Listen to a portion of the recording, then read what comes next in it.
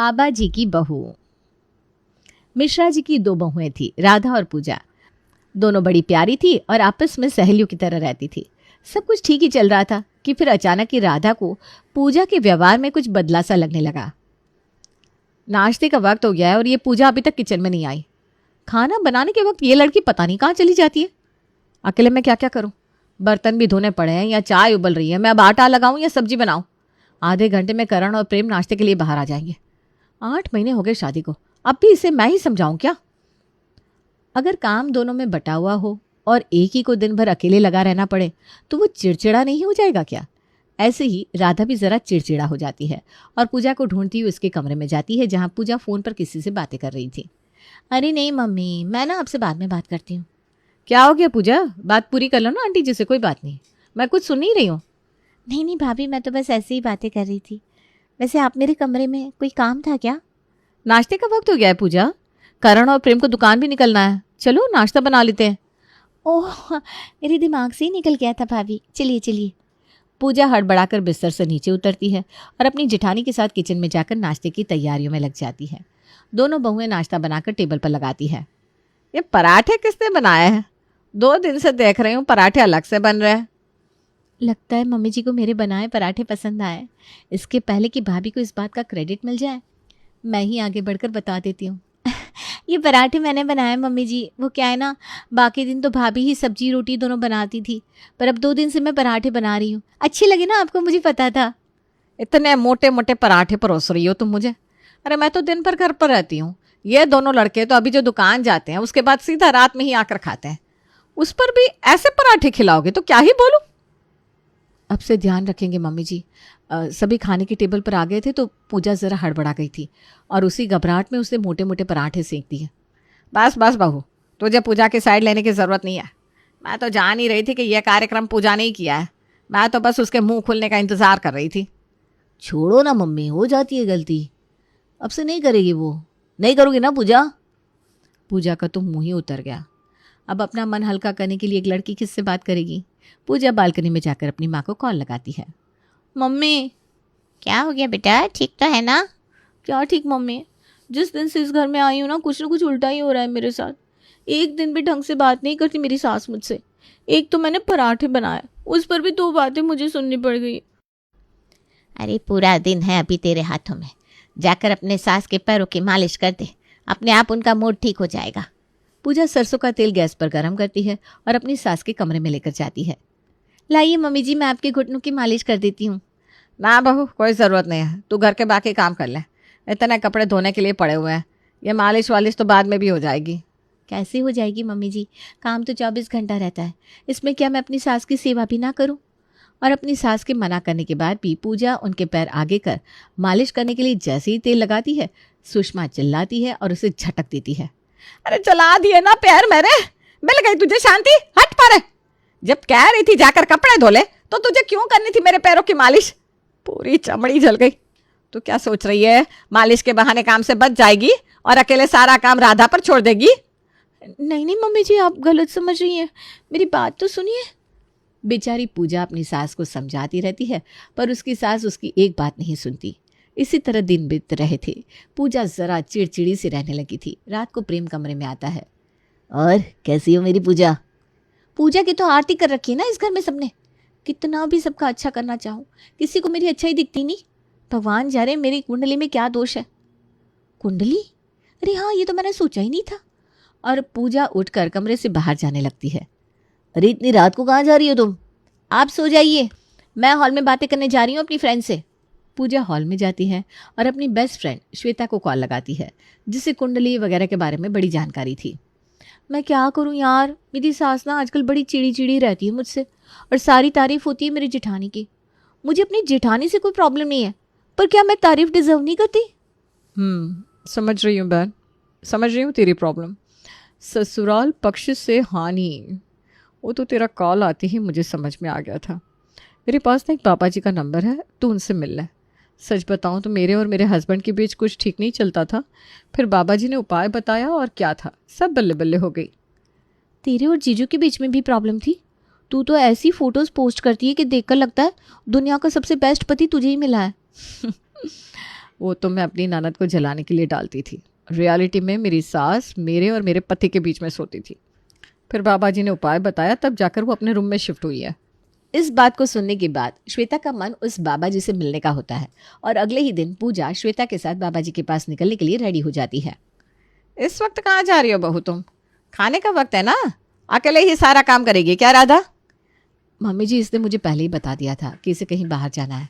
आप टेंशन मत लीजिए ना, सब हो जाएगा मैनेज। और पूजा निकल जाती है बाबा जी के पास। बाबा जी से मिलने के लिए लोगों को टिकट लेनी पड़ रही थी। किसी किसी का नंबर तो महीनों बाद का आया था। बाप रे श्वेता, यहाँ तो इतनी भीड़ है और ये सबके हाथों में पर्ची कैसी? लगता है आप यहाँ पहली बार आई है दीदी। यहाँ तो पर्ची कटवानी पड़ती है। 2 महीने पहले लिया था अपॉइंटमेंट मैंने, आज जाकर नंबर आया है। हे भगवान, अपॉइंटमेंट भी लेनी पड़ती है? इस बारे में तो मुझे कुछ पता नहीं था। कहाँ से आई हो वैसे तुम? मैं तो मुंबई से आई हूँ। वो क्या है ना, मुझे बच्चा नहीं होता था, फिर पापा जी ने बुट्टी दी और मुझे 4 बाहर भोपाल हो गया। अब ये हालत हो गई है कि बच्चा होना बंद नहीं हो रहा, तो फिर से बाबा जी से मिलने आई हूँ। बाबा जी के पास आए लोगों के मुंह से बाबा जी की इतनी तारीफ सुनकर पूजा का विश्वास तो बाबा जी पर बहुत बढ़ जाता है। श्वेता उसे डायरेक्ट बाबा जी के कैबिन में लेकर जाती है, जहां उसे देखते ही बाबा जी कहते हैं, सास की साथ बनती नहीं, हर वक्त खिटपिट खिटपिट। यहाँ तक कि जब तुम अपने घर से निकल रही थी तब भी तुम्हारी सास ने 4 बातें सुना दी तुम्हें। झुमरू बाबा की जय हो। आप बिल्कुल सही कह रहे हैं बाबा जी, बिल्कुल यही हुआ था। तो बाबा की एक बात मानो और अपनी सास के खाने में ये नमक डाल देना, उसकी बोली तुम्हारी तरफ बदल जाएगी।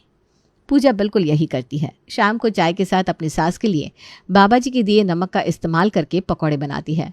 पूजा उन पकौड़ों को अपनी सास के पास लेकर जाती है और पकौड़े खाते ही सुषमा कहती है, इधर बैठ बहू, मुझे तुझसे कुछ बात करनी है। आज दोपहर को बिना मतलब के ही मैंने तुझे डांट दिया, मुझे माफ़ कर दे बेटा। और जहाँ तक रही पराठे बनाने की बात, तो तू काम सीखने की कोशिश तो कर रही थी, अपनी जेठानी की मदद करना चाहती थी ना, और उस पर भी मैं तुझ पर चढ़ गई। वो क्या है ना, तेरे पापा जी सुबह सुबह मेरा दिमाग ख़राब कर देते हैं और गुस्सा तुझ पर निकल गया। हे भगवान, मम्मी जी ने बस 1 बाइट पकोड़े खाए और इनकी सोच ही बदल गई। कोई बात नहीं मम्मी जी, आप मुझसे बड़ी हैं, अगर आपने डांट भी दिया तो क्या हो गया, मैं छोटी तो नहीं हो गई। अब पूजा को जब भी कोई प्रॉब्लम होती वो सीधा बाबा जी के पास जाकर कोई ना कोई उपाय लेकर आ जाती। इस तरह एक एक करके उसके ससुराल में सबके साथ उसके रिश्ते अच्छे हो गए थे। पर इस सब में उसका रिश्ता प्रेम से बिगड़ने लगा था। रात को प्रेम जैसे ही कमरे में आता, पूजा उससे पूछती, क्या किया आज आपने ऑफिस में? चलो तुम्हें दिखा तो मैं, शादी के बाद एक ही कमरे में सोते हम, और पिछले 1 महीने से तुम्हारी बगल में ही था मैं, पर तुम दिखी नहीं। अरे मेरे पति देव, ये सब मैं आपके लिए कर रही थी, इस घर की भलाई के लिए कर रही थी। भलाई की भी एक हद होती है पूजा, तब तक ही अच्छी लगती है भलाई। पता नहीं कौन सी भलाई कर रही थी तुम। इस बीच मेरा डिमोशन हो गया। मैं तुमसे बात करना चाहता था, पर पता नहीं तुम अपनी किसी सहेली के साथ कहाँ कहाँ गई हुई रहती थी। और नाराज़ होकर प्रेम हॉल में जाकर सो जाता है। हे भगवान, यहाँ मम्मी कह रही है नाती नातिन का चेहरा कब दिखाओगे, और ये जो है कमरे के बाहर जाकर सो गए। अब तो बाबा जी ही कुछ कर सकते हैं। और फिर से पूजा पहुंच जाती है बाबा जी के पास। पति के साथ अनबन है। आपको कैसे सब कुछ पता होता है बाबा जी? ऐसा कैसे हो सकता है? आप सच में अंतर्यामी है। अब आपको मेरी परेशानियों के बारे में पता है तो रास्ता भी बताइए बाबा जी। इस पर्ची में मैंने तुम्हारा और तुम्हारे पति का नाम लिख दिया है। तुम बाजार से शहद की एक सीसी लेकर आओ और एक आम की डंडी। इस पर्ची को मैं शहद में डालकर आम की डंडी से घुमा दूंगा। फिर इस सीसी को तुम अपने बिस्तर के सिरहाने जाकर रख देना। जैसे जैसे तुम दोनों का नाम शहद में घुलता जाएगा, तुम दोनों के बीच में मिठास आती जाएगी। बाबा की जय हो। पूजा बाबा की दी हुई शहद की सीसी को अपने बिस्तर के सिरहाने रख देती है और रात के खाने की तैयारी करने रसोई में चली जाती है। क्या बात है पूजा, ये रोज़ रोज़ तुम कहाँ जाती हो? मम्मी जी तुम्हें ढूंढ रही थी। और कल रात को प्रेम हॉल में क्यों सोया था? आप चिंता मत कीजिए भाभी, वो सब मैं देख लूँगी। इतने दिन तो सब कुछ देखा है ना मैंने। कौन ही मेरी प्रॉब्लम सॉल्व करने आया? आखिर करना तो सब मुझे ही पड़ा ना। सभी के खाने के बाद राधा अपने देवर के पास जाती है और उसे समझाते हुए कहती है, अब तुम सिर्फ एक देवर या बेटे नहीं रहे प्रेम, कि मूड खराब हुआ और कमरे से बाहर आकर सो गए। अब तुम एक पति भी हो। ये नादानी छोड़ो और जो भी प्रॉब्लम हुई है पूजा के साथ मिलकर सॉर्ट आउट करो। आज मम्मी जी मुझसे कह रही थी अब पूजा को भी बच्चे प्लान कर लेने चाहिए। क्या बच्चे प्लान करूँ भाभी? पूजा का दिमाग पता नहीं आजकल कहाँ रहता है। पर आपने कहा है तो बात करता हूँ पूजा से। प्रेम कमरे में जाता है। लगता है शहद में कोई जादू है। प्रेम खुद कमरे में आ गया। आई एम सॉरी पूजा, कल जो भी मैंने तुमसे कहा मुझे नहीं कहना चाहिए था। आई एम सॉरी, सब भूल जाओ प्लीज़। पूजा तो बड़ी खुश हो जाती है क्योंकि बाबा का नुस्खा काम कर गया था। दोनों रात में सो रहे थे कि शहद में चींटियां लग जाती है और वो चींटियां धीरे धीरे बिस्तर तक आ जाती है। आउच, क्या काट रहा है मुझे? मॉर्टिन जलाता हूँ, लगता है मच्छर हो गया है कमरे में। प्रेम मॉर्टिन जलाता है, पर मॉर्टिन से चींटियों का क्या होने वाला था? ये क्या काट रहा है मुझे? लाइट ऑन करके देखना पड़ेगा।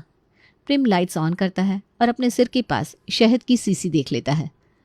बिस्तर के पास शहद की सीसी रखेगी लड़की तो चींटियाँ तो लगेगी, इसे हटा देता हूँ। प्रेम उस सीसी को बाहर फेंक कर सो जाता है। अगली सुबह नाश्ते के टेबल पर, मेरा खाना हो गया, अब मैं ऑफिस के लिए निकलता हूँ मम्मी। अरे ऐसे कैसे, 2 मिनट दीजिए ना, मैं भी अभी आती हूँ। पूजा रसोई से एक नींबू लेकर आती है। इस नींबू को आप अपने पॉकेट में रखिए, देखिएगा कैसे आपके बॉस के साथ आपके संबंध अच्छे हो जाते हैं। क्या फालतू बात कर रही हो पूजा तुम? ऐसे तो बॉस के सबसे अच्छे रिलेशंस नींबू वाले के साथ होने चाहिए थे। इन सब से कुछ नहीं होता। मैं कह रही हूँ ना आपको, मेरी कसम। रात में शहद, सुबह में नींबू। प्रेम उस नींबू को लेकर जैसे ही ऑफिस एंटर करता है उसे उसका दोस्त टोक देता है। पॉकेट में क्या गोल गोल लेकर आ रहा है भाई? अरे कुछ नहीं, वो तो बस। सुमित प्रेम की जेब में हाथ डालकर नींबू बाहर निकालता है। अरे दोस्तों देखो, हमारा भाई नींबू लेकर आया है। लगता है बॉस इसे डिहाइड्रेट कर देते हैं, इसलिए भाभी ने साथ में नींबू दिया है। काटो, घोलो और पी लो, फिर तो चीनी भी होगी बैग में। दिखा दिखा। अरे नहीं ब्रो, एक्चुअली नींबू से टोटके भी होते हैं। कोई नया टोटका आजमाया है लगता है प्रेम ने। अरे ऐसी कोई बात नहीं है। आज तो अच्छी खासी इंसल्ट करवा दी मेरी पूजा ने, कसम से पता नहीं क्या चाहती है ये। रात को जब प्रेम अपने कमरे में आता है तो उसका सर दरवाजे की एंट्री में लटक रही पोटली से टकरा जाता है।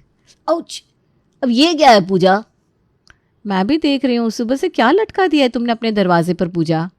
कुछ नहीं भाभी, ये तो बस ऐसे ही। वो क्या है ना, हमारे कमरे में बहुत मच्छर हो गए हैं, तो इस पोटली में नीम के पत्ते और कपूर डालकर लटकाया है मैंने। पूजा हर रोज प्रेम के साथ अपनी नज़दीकियाँ बढ़ाने के लिए अलग अलग टोटके कर रही थी और वो टोटके उल्टे ही असर कर रहे थे। 2 मिनट सोने का मन नहीं करता इस कमरे में। आंखों के सामने पोटली, पीछे ग्लास में नींबू, सर के पास शहद। ये सब क्या है? क्या उलझुल हरकतें करती रहती हो तुम पूजा आजकल? जो भी कर रही हूँ ना आपकी भलाई के लिए कर रही हूँ, तो मुझे करते रहने दीजिए प्लीज़। ये सब छोटे मोटे नुस्खे हैं जो मेरी माँ ने बताए। और हाँ, जिस दिन आपका डिमोशन हुआ था उस दिन मंगलवार था, यानी कि मंगलवार आप पर भारी है, और कल मंगलवार ही है तो लाल रंग का कोई फल साथ में लेते जाइएगा। सच में पूजा, हद हो तुम, हद। गुस्से में प्रेम अपने कमरे से बाहर आकर फिर से सो जाता है। अपने पति के साथ बैठकर इस मसले को सुलझाने के बजाय पूजा बाबा जी को कॉल लगाती है। ये तो बहुत ही चिंता की बात हो गई बेटा, पर चिंता मत करो, मैं ऐसा यज्ञ करूंगा जिससे तुम्हें सीधा पुत्र रत्न की प्राप्ति हो जाए। मुझे पूरा विश्वास था आप पर बाबा जी, तो बताइए मुझे क्या करना होगा? कल काली पहाड़ी के पीछे वाले मंदिर में आ जाओ। कई सालों से वो मंदिर बंद पड़ा है। उस मंदिर में हम एक अनुष्ठान करवाएंगे जिसके पूरा होते ही तुम्हें एक पुत्र की प्राप्ति हो जाएगी। पर इस पूजा के लिए तुम्हें अपने शादी के गहने पहन कर आना होगा, और इस बारे में किसी को बताना मत। बेटे की चाहत के लिए पूजा अपने ससुराल के सारे गहने पहनकर मंदिर के पीछे चली जाती है, जहां झुमरू बाबा यज्ञ में एक ऐसा पाउडर डालता है जिससे हर तरफ धुआं धुआं हो जाता है। पूजा के सारे गहने लेकर बाबा रफू चक्कर हो ही रहा था कि राधा वहां पुलिस लेकर पहुंच जाती है। मुझे लगा ही था कि ये लड़की किसी गलत चक्कर में ज़रूर फंसी है। मुझे माफ़ कर दीजिए भाभी, मुझसे बहुत बड़ी गलती हो गई। पापा जी जब भी कोई नुस्खा बताते थे तो वो नुस्खा काम करता था, तो मुझे लगा बाबा में शक्ति है। मम्मी जी के साथ, पापा जी के साथ तुम्हारे रिश्ते बाबा के टोटके कारण सही नहीं हुए। वो तो मैंने मम्मी जी को समझाया था, बच्चा पति पत्नी के रिश्ते के ठीक होने से होता है, ना कि किसी टोटके से। वही तो पूजा, इस सब के चक्कर में तुम मुझे खुद से दूर कर रही थी, तो कैसे होता बच्चा हवा में? आप समझी मैं, तू ये रोज़ रोज़ जाती कहाँ थी? तेरी उस सहेली से अच्छा तो भगवान दुश्मन दे दे। वो तो शुक्र है कि राधा ने तुझ पर नज़र रखना शुरू कर दिया था। आज सुबह तू जैसे ही बैग में गहने लेकर निकली, हम सबको उसने इशारा कर दिया और हम भी तेरे पीछे आ गए, वरना आज ये बाबा तेरा बाबा बना देता।